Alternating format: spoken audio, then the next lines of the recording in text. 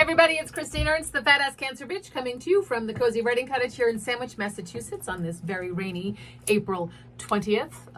It's a mucky day, but I see leaves on the Russian olive and I see flowers on the redbud, and I saw the black squirrel cavorting around outside all morning.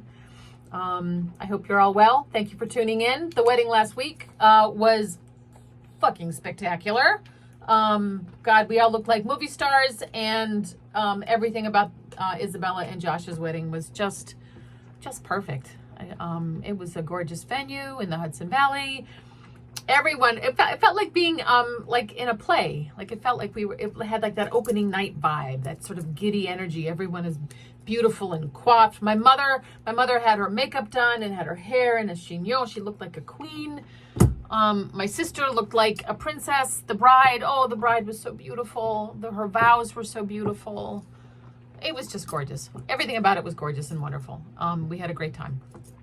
And the Spanx was awesome. The shoes I wore almost all night. I switched to my comfortable shoes only for the walk back to the car when we left. And that jumpsuit, it was a winner. I'll wear that again sometime.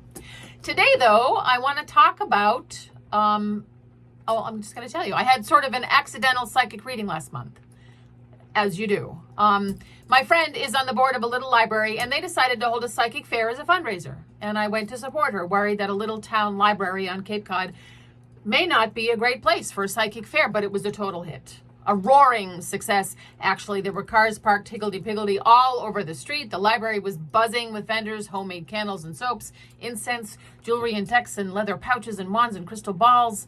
The hall they rented next door was packed. A dozen readers, palm readers, oracle card readers, tarot card readers, crystal readers, astrology readers, you name it. Lots of sort of Renaissance fair energy. A festival then, all twinkle lights and garlands of silk flowers and women wearing puffy sleeves and flowy outfits. It was mostly women, of course, as these things usually tend to be, the readers and the readies, everyone there packing that hall. Now, it was really noisy, not an ideal atmosphere for a psychic reading.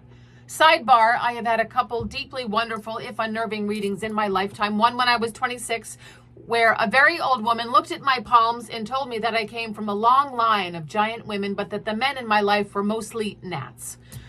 And another reading when I was 39, where a very young woman looked at my palms and named my cancer, my daughter, and both shitty men that I was dating at the time. And of course, that other time when I was 19 and a tarot reader asked me if I skied, and I said no, and he said don't, and I never have. Not to mention the ghost that I loved, or the times I myself was a conduit for messages for other people, or how I believe we are all connected to other planes of existence, other energies. And hucksters and charlatans notwithstanding, I take this stuff seriously and with deep respect. But I digress. So the hall was noisy, not the best place for a reading, but I wanted to support my friend's event, and I put my name on one of the clipboards. When it was my turn, I sat down at a low table across from a woman named Melissa. The hall was loud. Readings happening all around us. Laughter, tears, sadness. So much intense, scintillating, bristling energy all around us. So I tried to focus. Melissa smiled and asked if I had a particular question or concern. I didn't. I tried to think of one amid the noise and swirl around me. You know how your brain just sort of empties when you're not prepared for a question like that? I thought, I don't know, climate change? Should I cut my hair? How soon will Donald Trump die? Will I ever do yoga? Are there any grandchildren in my future? But I shrugged, at a loss, sort of overwhelmed. And then I said, sort of casually, I guess I left a place that I was devoted to sort of painfully a year and a half ago. So, like, there's that. She sat back and thought for a moment and said, She raised an eyebrow and said simply, as she leaned in, "You left all your power there." And she reached into a basket and took out a heart-shaped rock and placed it on the table between us. She said, "You have to go back and get it." And she reached into that basket again and took out 2 little figures, like Playmobil figures. A woman first, and then a man. I knew them well. I loved them once, in fact. She placed them both in front of the stone on the table. And she said, "They have your power. They took it." And then it was like I stepped into another space with her. The noisy room fell away. It was like Scrooge and the ghost of Christmas past. Melissa took me on a trip. Back to the place I'd left. The place and the people I'd loved, labored for. "Where did you leave your power here?" I heard her ask. I looked around. "Everywhere," I said. "Let's get it," she said. And together we gathered it. Here, the space where I laughed. Here, the rooms where we worked. Here, the lovely paths where we walked together. Here, where we made plans. Here, where so many important events of my life were celebrated. Here, where I loved. Here, where I created and dreamed. Here, the spot where I parked my car even. In 15 minutes, maybe, or 15 hours, in the way of these things, I gathered it all up, bit by bit, until it was a glowing thing in my arms. "Let's go," she said. But I could not move. She asked, "Do you want to leave it here?" And then insistently, "Christine, do you want to bury your power here?"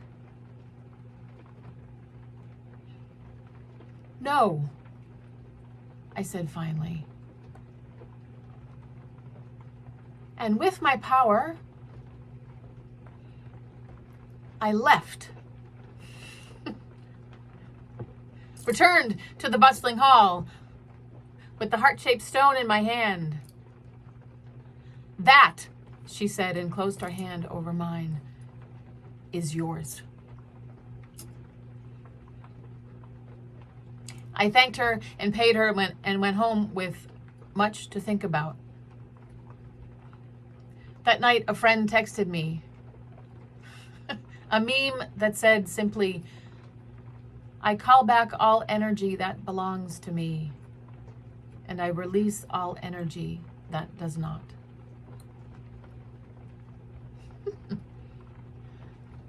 Coincidences are never coincidences. Something shifted. Something shifted and doors opened. Signs abound.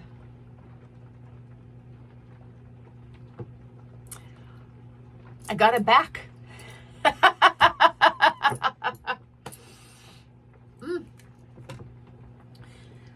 Maybe you can relate to leaving your power somewhere.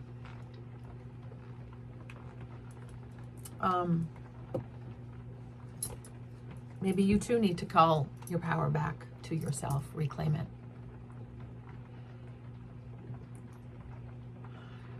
I hope you feel your power today. I hope you feel strong and worthy and celebrated. And I hope you have a great week. You are beloved.